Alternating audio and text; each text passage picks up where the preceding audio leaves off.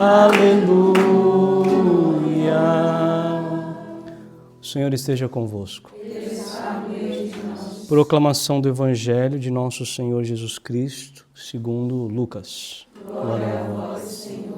Aconteceu que Jesus estava rezando num lugar retirado e os discípulos estavam com ele.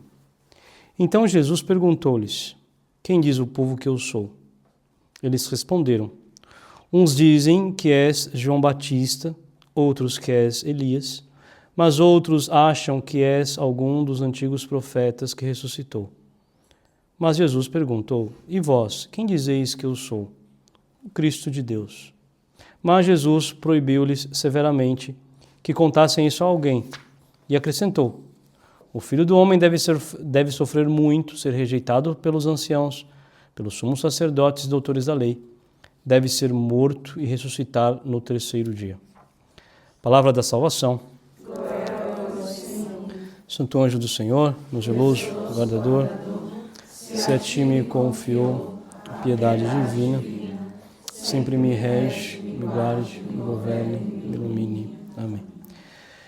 Que nesses dias eu tenho meditado na profecia de Ageu. Aliás, na primeira leitura, né, nós iniciamos a semana com Esdras, agora estamos na profecia de Ageu. O que está acontecendo aqui é a reconstrução do templo, o povo está voltando do exílio, então tem uma promulgação de Ciro, aí o povo meio preguiçoso, está acostumado a ficar lá, se acostumou com o paganismo, então eles demoram para reconstruir o templo, então vem o rei Dário, então mesmo assim é interessante porque o rei Dário ele ainda oferece ajuda financeira para a reconstrução do templo, e um rei persa, né? Então mesmo assim eles demoram 16 anos para eles caírem na real, eles começam a construir, eles começam a refazer a vida deles, começam a refazer tudo, mas eles se esquecem da reconstrução do templo, né? Então, o profeta Ageu ele vem exatamente para retomar o zelo. Gente, vamos olhar para aquilo que tem que olhar. Vocês estão aí, a leitura de ontem era exatamente essa, né? Vocês constroem casas ornadas para vocês, mas e a casa das casas, e o templo? Vamos olhar para aquilo que tem que ser olhado, não vamos perder a graça. E parece que o negócio começou a surtir efeito, então o povo, Ageu ele prega, ele começa a dizer, ele convoca, ele prega ele profetiza, né, ali para o povo, para os sacerdotes, né, para o povo de Israel, para o resto de Israel, para o resto que está sobrando ali, que voltou. O negócio começa a surtir efeito, eles começam a reconstruir o templo, só que aqui nós temos um problema. Né? O povo começa a reclamar porque eles começam a ver o templo, e o templo é um pouquinho mais simples, né? Não é aquele templo glorioso, não é aquela coisa estrondosa como era antigamente. Então o povo meio que começa a reclamar, né? Eles não veem aquela glória do templo anterior. Então, muitos ali, como é o caso do próprio profeta Ageu, eles já haviam vivido aquele tempo onde o templo era aquele templo estrondoso, mas perto aquilo ali era pouca coisa. Era pouca coisa. Então, aqui em primeiro lugar a gente pode fazer uma associação, porque muitas vezes na nossa vida isso acontece conosco também, né? A gente dá uma paralisada porque a gente fica remoendo aquilo que já foi, né? Aquilo, puxa vida, eu rezava tanto, né? Minha vida espiritual era tão boa, minha vida espiritual está tão ruim agora, né, e tal. Às vezes a gente demora, às vezes a gente tem preguiça para pegar no tranco, né? É sempre assim, depois de um momento de desilusão, de um momento de sofrimento, de um momento de dor, igual o povo de Israel. A gente demora para voltar, né? Demora para voltar.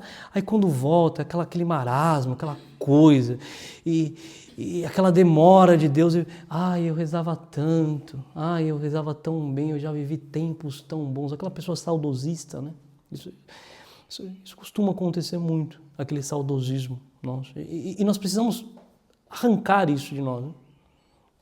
Eu acho que uma das coisas muito importantes, às vezes a gente se presta muito a prestar atenção, a rezar do jeito que nós queremos, né?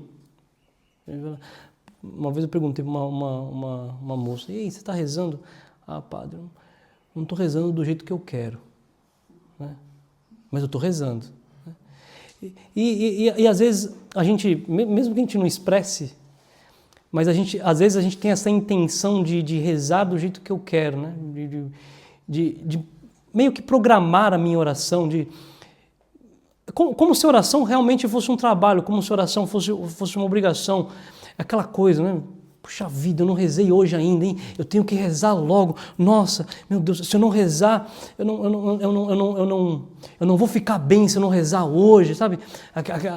Não uma preocupação com o encontro com Deus, mas uma preocupação somente com o coração mesmo, né? Eu preciso rezar, olha, aí vai lá, entra na capela, passa 2 horinhas, puxa, agora posso ficar em paz, né? E deixa de rezar o dia inteiro, né? Rezou as 2 horas e a vida toda não é mais uma oração, né? Então nós temos que tomar muito cuidado com isso, com esta coisa deste saudosismo, de querer fazer do meu jeito, de querer aquele tempo de glória. Precisamos escutar aquilo que o Senhor diz, né? A profecia de Ageu é muito clara, né? Isso diz o Senhor dos exércitos.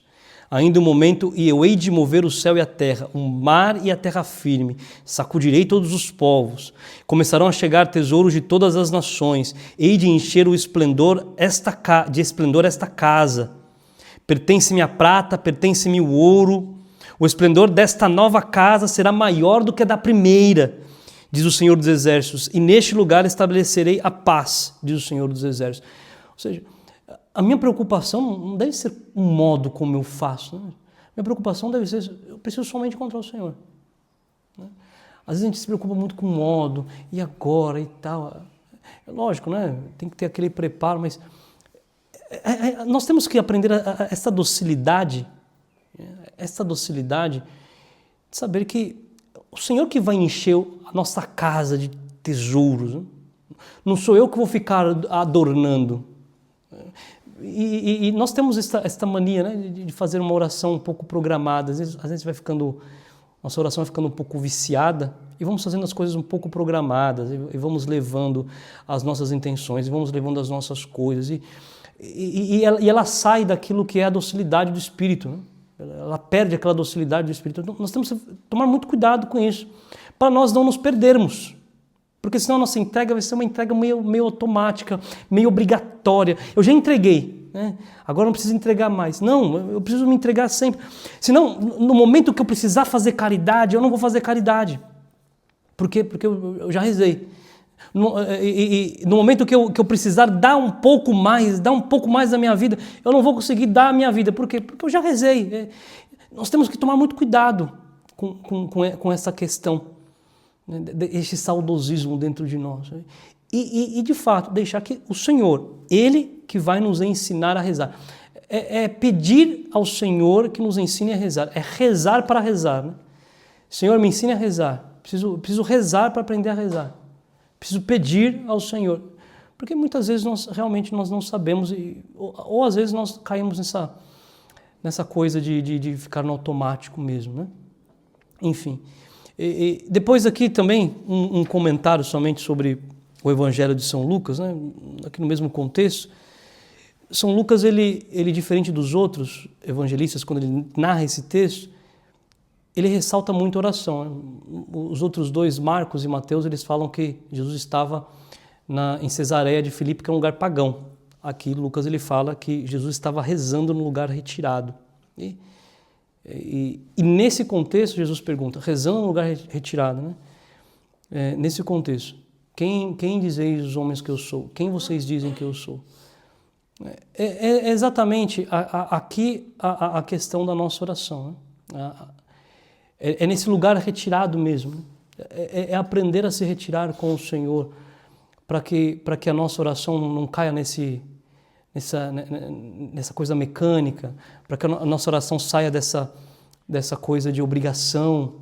Eu preciso aprender, nos momentos do meu dia, no meu apostolado, eu preciso aprender a ser uma pessoa retirada.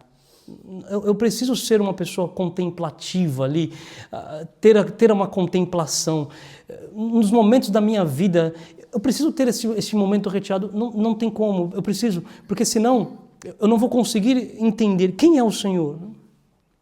É através desse retiro mesmo. Eu preciso ter uma vida retirada. Eu não estou dizendo, né? Aqui ninguém tem vocação para monge, graças a Deus, né? Todo mundo tem vocação shalom. Né? Mas eu preciso ter. Talvez alguém tenha. Mas eu preciso, mesmo que eu não tenha, mas eu preciso, isso tem que fazer parte da minha vida. Este silêncio, este retirar-se, precisa fazer parte da minha vida para que eu saiba quem é Deus. O mais importante da minha oração, né? Não é o modo, não é como eu faço, mas é saber quem é o Senhor, encontrá-lo, é saber responder essa pergunta, quem é o Senhor? E eu o encontrei, eu sei quem Ele é, e isso basta, né? Isso basta. Vamos pedir ao Senhor esta graça para que sejamos reconstruídos, o nosso templo, a nossa casa de oração, para que o Senhor possa reconstruir a partir dele e não a partir de nós, quantas vezes forem necessárias. Pedir, Senhor, reconstrua o seu templo. Eu demorei para reconstruir, eu estava muito mais empolgado com as coisas de fora, como dizia Santo Agostinho. Estava muito empolgado com as coisas de fora, com os apostolados da vida, com as obras, com as pessoas. Eu estava preocupado, as preocupações me tomaram, mas agora eu quero reconstruir meu tempo. Senhor, ajuda-me. Eu quero rezar como Tu queres que eu reze. Eu quero encontrá-lo, eu quero vê-lo, quero amá-lo. Vamos pedir essa graça a nosso Senhor. Louvado seja nosso Senhor Jesus Cristo.